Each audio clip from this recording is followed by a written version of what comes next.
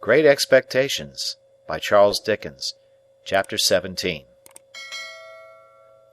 I now fell into a regular routine of apprenticeship life, which was varied beyond the limits of the village and the marshes, by no more remarkable circumstance than the arrival of my birthday and my paying another visit to Miss Havisham. I found Miss Sarah Pocket still on duty at the gate. I found Miss Havisham just as I had left her, and she spoke of Estella in the very same way, if not in the very same words. The interview lasted but a few minutes, and she gave me a guinea when I was going, and told me to come again on my next birthday. I may mention at once that this became an annual custom. I tried to decline taking the guinea on the first occasion, but with no better effect than causing her to ask me very angrily if I expected more. Then and after that I took it. So unchanging was the dull old house, the yellow light in the darkened room, the faded spectre in the chair by the dressing-table glass, that I felt as if the stopping of the clocks had stopped time in that mysterious place, and, while I and everything else outside it grew older, it stood still. Daylight never entered the house as to my thoughts and remembrances of it, any more than as to the actual fact. It bewildered me, and under its influence I continued at heart to hate my trade and to be ashamed of home. Imperceptibly I became conscious of a change in Biddy, however. Her shoes came up at the heel, her hair grew bright and neat, her hands were always clean. She was not beautiful, she was common, and could not be like Estella, but she was pleasant and wholesome and sweet-tempered. She had not been with us more than a year. I remember her being newly out of mourning at the time it struck me, when I observed to myself one evening that she had curiously thoughtful and attentive eyes that were very pretty and very good. It came of my lifting up my own eyes from a task I was poring at, writing some passages from a book, to improve myself in two ways at once by a sort of stratagem, and seeing Biddy observant of what I was about. I laid down my pen, and Biddy stopped in her needlework without laying it down. "Biddy," said I, "how do you manage it? Either I am very stupid or you are very clever." "What is it that I manage? I don't know," returned Biddy, smiling. She managed our whole domestic life, and wonderfully too, but I did not mean that, though that made what I did mean more surprising. "How do you manage, Biddy," said I, "to learn everything that I learn, and always to keep up with me?" I was beginning to be rather vain of my knowledge, for I spent my birthday guineas on it, and set aside the greater part of my pocket money for similar investment, though I have no doubt, now, that the little I knew was extremely dear at the price. "I might as well ask you," said Biddy, "how do you manage?" "No, because when I came in from the forge of a night, any one can see me turning to at it. But you never turn to at it, Biddy." "I suppose I must catch it like a cough," said Biddy quietly, and went on with her sewing. Pursuing my idea as I leaned back in my wooden chair, and looked at Biddy sewing away with her head on one side, I began to think her rather an extraordinary girl, for I called to mind now that she was equally accomplished in the terms of our trade and the names of our different sorts of work, and our various tools. In short, whatever I knew, Biddy knew. Theoretically, she was already as good a blacksmith as I, or better. "You are one of those, Biddy," said I, "who make the most of every chance. You never had a chance before you came here, and see how improved you are." Biddy looked at me for an instant, and went on with her sewing. "I was your first teacher, though, wasn't I?" said she, as she sewed. "Biddy!" I exclaimed in amazement. "Why, you are crying!" "No, I am not," said Biddy, looking up and laughing. "What put that in your head?" What could have put it in my head but the glistening of a tear as it dropped on her work? I sat silent, recalling what a drudge she had been until Mr. Wopsle's great aunt successfully overcame that bad habit of living, so highly desirable to be got rid of by some people. I recalled the hopeless circumstances by which she had been surrounded in the miserable little shop and the miserable little noisy evening school, with that miserable old bundle of incompetence always to be dragged and shouldered. I reflected that even in these untoward times there must have been latent in Biddy what was now developing, for in my first uneasiness and discontent I had turned to her for help, as a matter of course. Biddy sat quietly sewing, shedding no more tears, and while I looked at her and thought about it all, it occurred to me that perhaps I had not been sufficiently grateful to Biddy. I might have been too reserved, and should have patronized her more, though I did not use that precise word in my meditations, with my confidence. "Yes, Biddy," I observed, when I had done turning it over, "you were my first teacher, and that at a time when we little thought of ever being together like this, in this kitchen." "Ah, poor thing!" replied Biddy. It was like her self-forgetfulness to transfer the remark to my sister, and to get up and be busy about her, making her more comfortable. "That's sadly true." "Well," said I, "we must talk together a little more, as we used to do. And I must consult you a little more, as I used to do. Let us have a quiet walk on the marshes next Sunday, Biddy, and a long chat." My sister was never left alone now, but Joe more than readily undertook the care of her on that Sunday afternoon, and Biddy and I went out together. It was summer-time, and lovely weather. When we had passed the village and the church and the churchyard, and were out on the marshes and began to see the sails of the ships as they sailed on, I began to combine Miss Havisham and Estella with the prospect in my usual way. When we came to the riverside and sat down on the bank, with the water rippling at our feet, making it all more quiet than it would have been without that sound, I resolved that it was a good time and place for the admission of Biddy into my inner confidence. "Biddy," said I, after binding her to secrecy, "I want to be a gentleman." "Oh, I wouldn't if I was you," she returned. "I don't think it would answer." "Biddy," said I with some severity, "I have particular reasons for wanting to be a gentleman." "You know best, Pip, but don't you think you are happier as you are?" "Biddy," I exclaimed impatiently, "I am not at all happy as I am. I am disgusted with my calling and with my life. I have never taken to either, since I was bound. Don't be absurd." "Was I absurd?" said Biddy, quietly raising her eyebrows. "I am sorry for that. I didn't mean to be. I only want you to do well, and to be comfortable." "Well, then, understand once for all that I never shall or can be comfortable, or anything but miserable, there, Biddy, unless I can lead a very different sort of life from the life I lead now." "That's a pity," said Biddy, shaking her head with a sorrowful air. Now I too had often thought it a pity. In the regular kind of quarrel with myself which I was always carrying on, I was half inclined to shed tears of vexation and distress when Biddy gave utterance to her sentiment and my own. I told her she was right, and I knew it was much to be regretted, but still it was not to be helped. "If I could have settled down," I said to Biddy, plucking up the short grass within reach, much as I had once upon a time pulled my feelings out of my hair and kicked them into the brewery wall, "if I could have settled down and been but half as fond of the forge as I was when I was little, I know it would have been much better for me.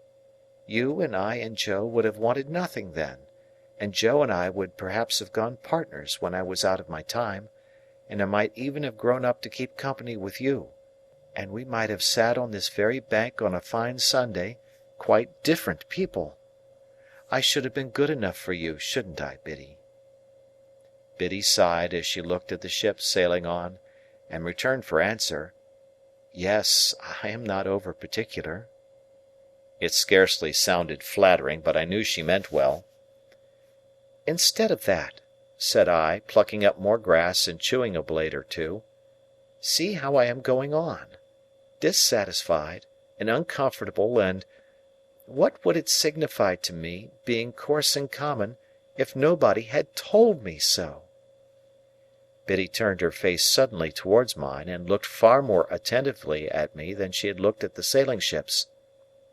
"It was neither a very true nor a very polite thing to say," she remarked, directing her eyes to the ships again. "Who said it?" I was disconcerted, for I had broken away without quite seeing where I was going to. It was not to be shuffled off now, however, and I answered, "The beautiful young lady at Miss Havisham's, and she's more beautiful than anybody ever was, and I admire her dreadfully, and I want to be a gentleman on her account." Having made this lunatic confession, I began to throw my torn-up grass into the river, as if I had some thoughts of following it. "Do you want to be a gentleman, to spite her, or to gain her over?" Biddy quietly asked me, after a pause. "I don't know," I mutely answered. "Because if it is to spite her," Biddy pursued, "I should think, but you know best, that might be better and more independently done by caring nothing for her words.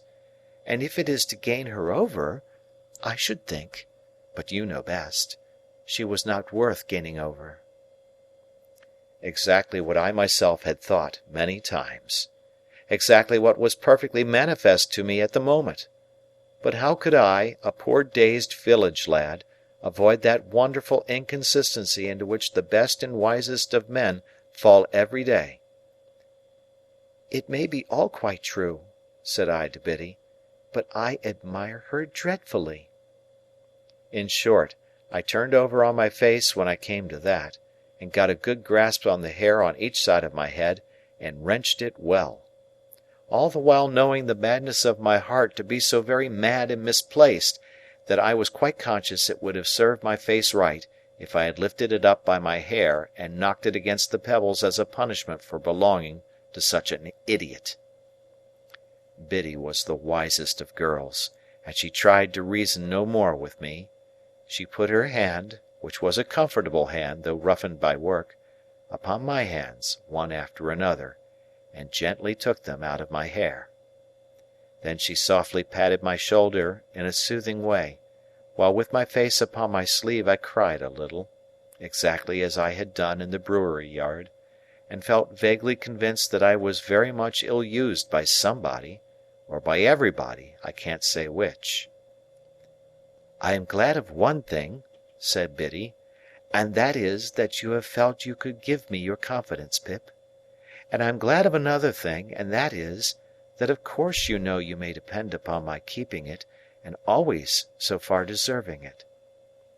If your first teacher—dear, such a poor one, and so much in need of being taught herself—had been your teacher at the present time, she thinks she knows what lessons she would set, but it would be a hard one to learn, and you have got beyond her, and it's of no use now."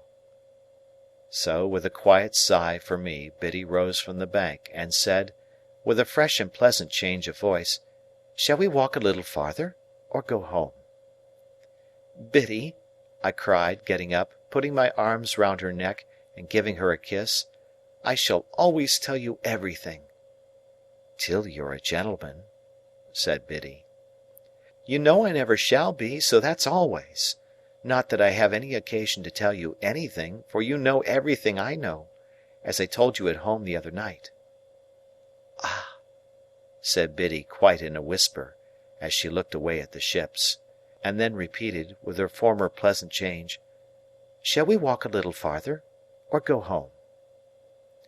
I said to Biddy we would walk a little farther, and we did so, and the summer afternoon toned down into the summer evening, and it was very beautiful. I began to consider whether I was not more naturally and wholesomely situated, after all, in these circumstances, than playing beggar my neighbour by candlelight in the room with the stopped clocks, and being despised by Estella. I thought it would be very good for me if I could get her out of my head, with all the rest of those remembrances and fancies, and could go to work determined to relish what I had to do, and stick to it, and make the best of it. I asked myself the question whether I did not surely know that if Estella were beside me at that moment, instead of Biddy, she would make me miserable. I was obliged to admit that I did know it for a certainty, and I said to myself, "Pip, what a fool you are!" We talked a good deal as we walked, and all that Biddy said seemed right. Biddy was never insulting or capricious, or Biddy to-day and somebody else to-morrow. She would have derived only pain and no pleasure from giving me pain. She would far rather have wounded her own breast than mine. How could it be, then, that I did not like her much the better of the two? "Biddy," said I, when we were walking homeward, "I wish you could put me right." "I wish I could," said Biddy. "If I could only get myself to fall in love with you don't mind my speaking so openly to such an old acquaintance?" "Oh, dear, not at all," said Biddy. "Don't mind me." "If I could only get myself to do it, that would be the thing for me." "But you never will, you see," said Biddy. It did not appear quite so unlikely to me that evening, as it would have done if we had discussed it a few hours before. I therefore observed I was not quite sure of that. But Biddy said she was, and she said it decisively. In my heart I believed her to be right, and yet I took it rather ill, too, that she should be so positive on the point.